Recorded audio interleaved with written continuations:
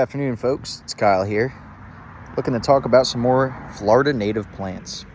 Today, I'd like to discuss the species Psychotria tenuifolia. I might have butchered that Latin name because I'm not the greatest at Latin names, but today we're talking about the soft-leafed coffee, which is a long-lived perennial, popular here on the Gulf Coast, St. Petersburg, Florida. So I love to incorporate coffee plants into my landscape. It's not the edible coffee. It's just called coffee. You got the shiny wild coffee. You got the soft leaf coffee. You got the dwarf coffee. This is the soft leaf.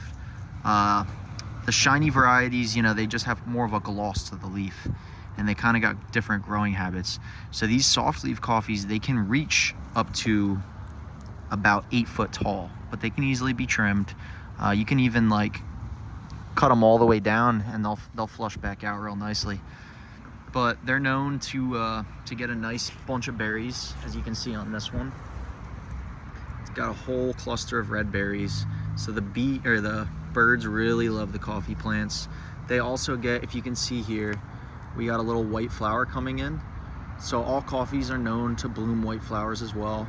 Pollinators really do enjoy that, of course. And it's a great plant to use in any type of a shady spot. The coffee plants, they like shade, they like a lot of water, they like to stay moist. They like acidic soils. Probably the most ideal area to plant a softleaf coffee would be the understory of an oak tree. The oak leaves are going to drop, it's going to break down, it's going to put acidity into the soil. And plus, it's going to be a lot of shade from being in the understory of the oak. So that's just the type of scenario that a softleaf coffee would thrive in, or any coffee for that matter. I have found that the softleaf coffees do a little bit better in sun than the normal coffees. The shiny wild coffees, they're best in deep shade. These can tolerate a little bit of sun. Not full sun, of course, but part sun, part shade would be fine.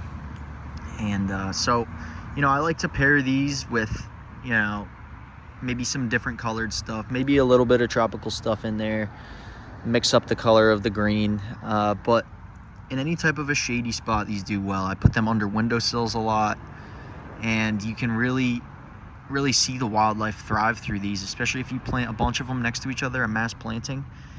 You'll really see a lot of traffic as far as pollinators, birds. You might get some black snakes in there, and so yeah, that's just a great plant that I love to incorporate in the landscape, is the softleaf coffee. Always use it in shady spots and keep the soil nice and moist. Thanks for tuning in. This is Kyle with Stroll Landscaping. Peace.